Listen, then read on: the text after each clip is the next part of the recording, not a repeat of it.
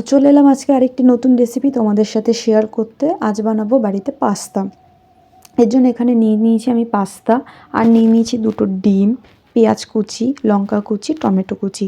এরপর আমি দেখো কড়াতে জল গরম করতে বসিয়ে দিচ্ছি পাস্তাটাকে সেদ্ধ করার জন্য।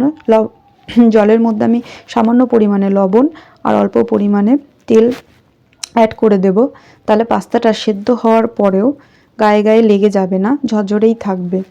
তো তোমরা চাইলে নাও দিতে পারো।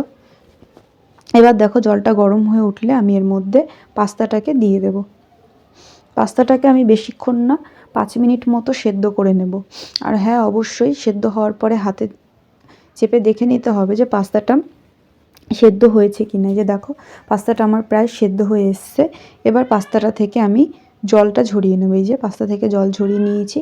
আর অবশ্যই ঠান্ডা জল দিয়ে একটু ধুয়ে নেবে, তাহলে পাস্তাটা ভালো হয় খেতে। এই যে দেখো কড়াতে আমি তেল গরম করতে বসিয়েছি। আবার দুটো ডিম আমি আগে ভেজে নেব।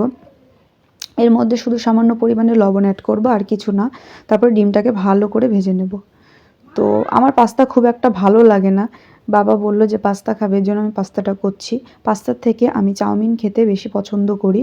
তো তোমরা এরকম কারা কারা আছো যে পাস্তার থেকে চাউমিন ভালোবাসো বেশি, তো আমাকে কমেন্ট করে অবশ্যই জানিও। এই যে দেখো ডিমটা আমার ভাজা হয়ে গেছে। এবার ডিমটাকে আমি নামিয়ে নেব। আর কড়ার মধ্যে আবার আমি তেল দিয়ে দেব। তেলটা গরম হয়ে উঠলে আমি এর মধ্যে দিয়ে দেব পেঁয়াজ কুচিটা। আর পেঁয়াজের মধ্যে আমি সামান্য পরিমাণে লবণ দেব, দিয়ে একটু হালকা করে ভেজে নেব। খুব বেশি ভাজবো না, হালকা করে ভেজে নিয়ে আমি এর মধ্যে দিয়ে দেব কুচনো লঙ্কাটা। যে দেখো কাঁচা লঙ্কা, আমি একটু স্পাইসি বানাবো এর জন্য লঙ্কাটা বেশি পরিমাণে দিয়েছি। তোমরা চাইলে কম দিতে পারো, যে যেরকম ঝাল খাও বুঝে দেবে। আর এরপর আমি দিলাম এর মধ্যে কুচনো টমেটোটা। দেখো এবার ভালো করে একটু নেড়ে নেব। এবার আমি দিয়ে দেব অর্ধেকটা পরিমাণে ডিম। ভাজা ডিমটা আমি দিচ্ছি এখানে, অর্ধেকটা দেব আর বাকিটা পরে দেব। আর এখানে আমি দিয়ে দিচ্ছি কিষানের এই যে টমেটো কেচাপটা। এটা দিলে খেতে ভালো লাগে, সয়া সস দিলেও ভালো লাগে। আমার কাছে এখন সয়া সসটা নেই, তার জন্য আমি এখানে সয়া সস দিলাম না। এবার দিয়ে দেব পাস্তাটা। দেখো যে ভালো করে নেড়ে নেব, পাস্তাটাকে ভালো করে মিশিয়ে নেব এর সাথে। আর বাকি যেইটুকু ডিম ছিল সেটা আমি এখন অ্যাড করলাম। আবার একটুখানি নেড়ে চেড়ে আমি এর মধ্যে দিয়ে দেবো সানরাইসের মিট মশলা, কারণ আমার কাছে পাস্তা মশলাটা এখন নেই, এর জন্য আমি মিট মশলাটা অ্যাড করছি।